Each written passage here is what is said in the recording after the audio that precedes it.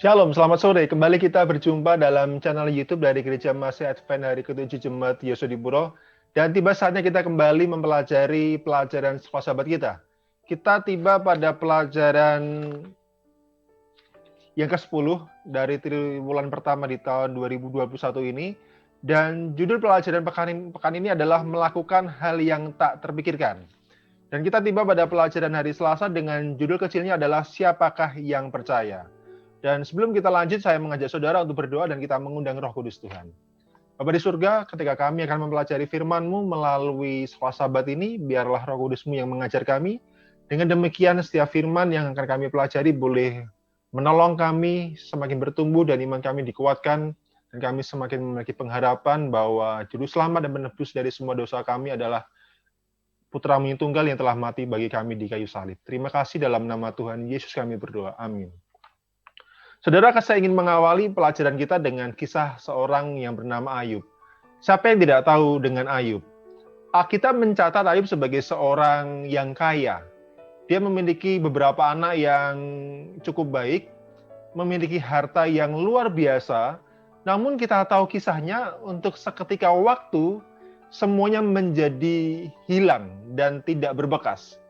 Dan yang lebih luar biasa adalah kita mencatat bagaimana Ayub mendapatkan satu penyakit yang luar biasa. Dan begitu buruknya penyakit ini, bahkan kalau kita melihat di dalam Ayub pasal 2 di ayat yang ke-12, sampai teman-temannya pun tidak bisa mengenali Ayub pada awalnya.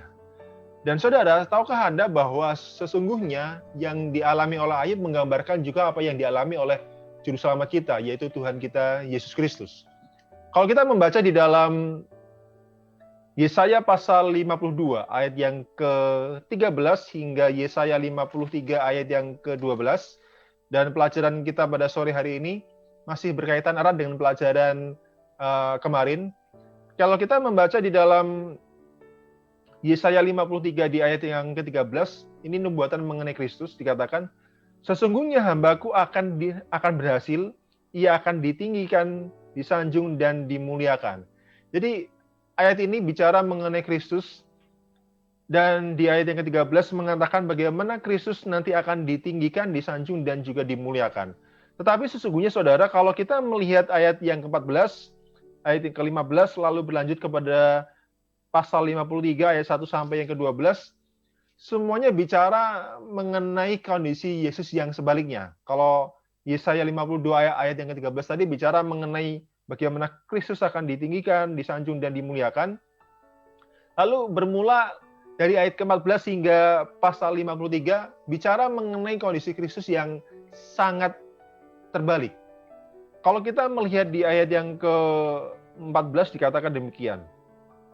Seperti banyak orang akan tertegun melihat dia, begitu buruk rupanya, bukan seperti manusia lagi, dan tampaknya bukan seperti anak manusia.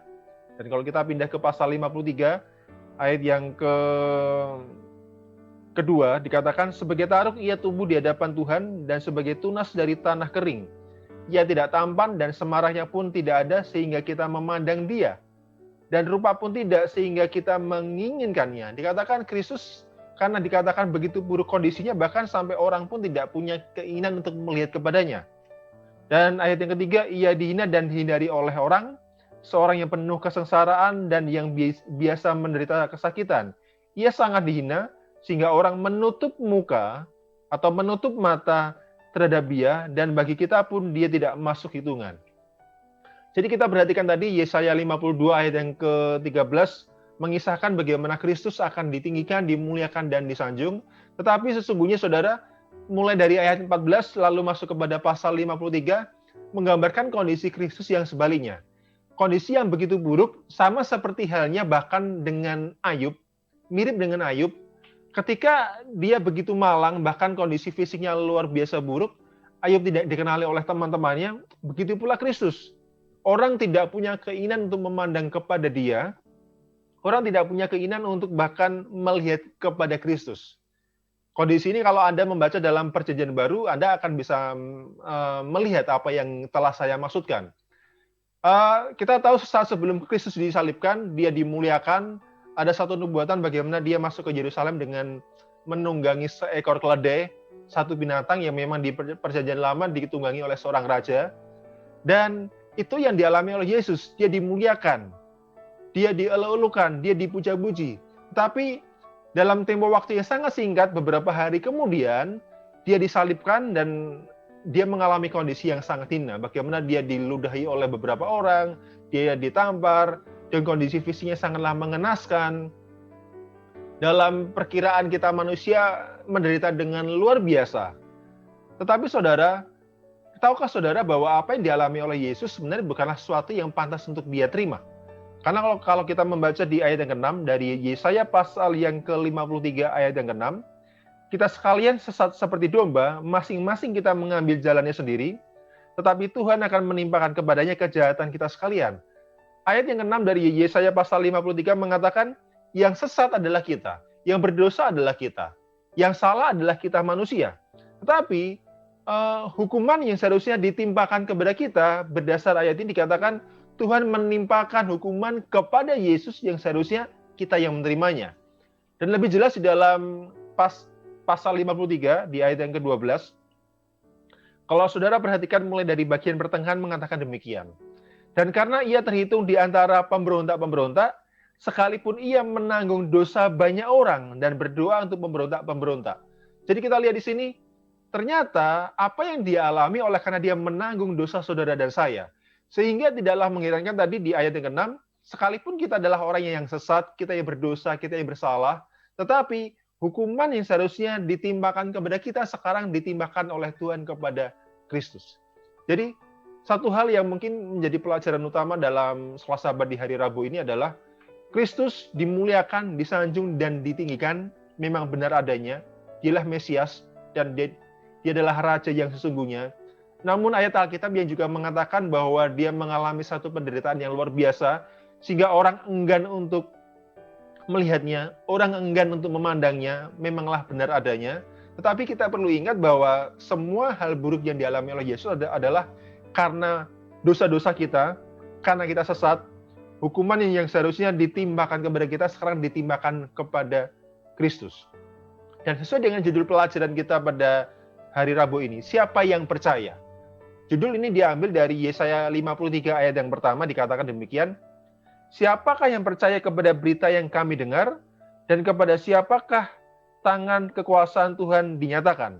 Dalam terjemahan yang lain bukanlah dikatakan siapa yang percaya kepada berita yang kami dengar, tapi siapa yang percaya kepada pemberitaan yang kami sampaikan.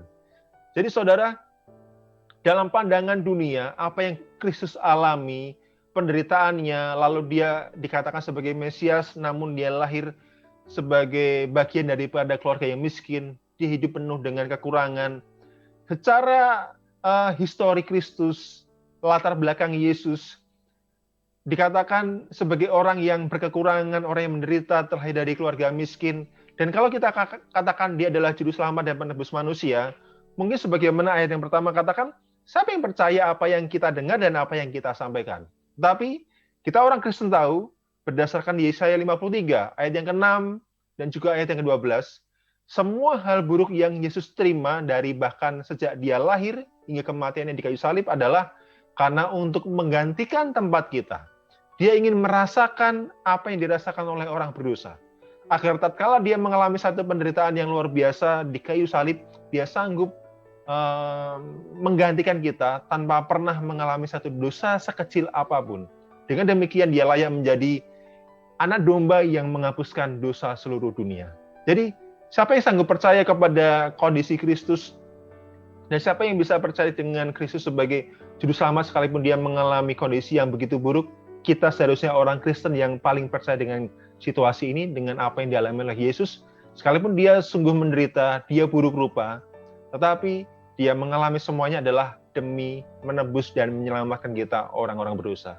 Kiranya pelajaran pada sore hari ini mengingatkan kita kembali esensi dasar daripada kekristenan, bahwa orang diselamatkan, umat manusia diselamatkan bukan karena apa yang dia lakukan, namun karena Kristus mau turun ke dunia ini, menggantikan tempat kita, lahir sebagai bagian daripada keluarga yang miskin, tumbuh dalam kondisi yang mungkin tidaklah berkecukupan, dan bahkan ketika dia mulaikan pelayanannya, banyak orang menolak dia dan tidak mau percaya kepada apa yang dia lakukan, dan tidak percaya bahwa sesungguhnya dia adalah Mesias yang dinubuatkan. Nah, namun sekali lagi, apa yang dia alami adalah demi untuk kita, menggantikan tempat kita. Dan bila mana kita tiba di surga, saudara, satu hal yang akan kita puja-puji adalah saya tiba di surga oleh karena Kristus telah menggantikan tempat saya. Saya yakin itu yang akan keluar dari mulut kita tatkala kita tiba di surga. Demikian pelajaran kita pada hari Selasa ini, kiranya Tuhan boleh menolong kita semakin bertumbuh di dalam Kristus. Dan saya rindu mengajak kita untuk berdoa untuk mengakhiri pelajaran ini. Terima kasih Tuhan untuk kesempatan yang Kau berikan kepada kami mempelajari satu firman-Mu yang sederhana, namun sebagai dasar yang penting bahwa kematian-Mu di kayu salib adalah karena menanggung dosa kami. Sekalipun Engkau lahir menjadi bagian dari keluarga yang miskin, bertumbuh dengan tidak berkecukupan, dan orang menolak Engkau karena latar belakangmu sebagai orang yang tidak terpandang, namun faktanya adalah Engkau mengalami semuanya, bahkan menderita hukuman adalah untuk menggantikan tempat kami. Kami sesat seperti domba, namun Engkau yang menggantikan posisi kami, sehingga dengan demikian bila mana kami tiba di surga, satu pujian yang akan terus keluar daripada mulut kami adalah saya tiba di surga oleh karena Kristus. Terima kasih Bapa, mohon ampun dari dosa kami, dalam nama Tuhan Yesus Kristus kami berdoa. Amin. Demikian ringkasan pelajaran Selasa Sabat di hari Selasa ini. Kiranya Tuhan boleh memberkati kita. Shalom.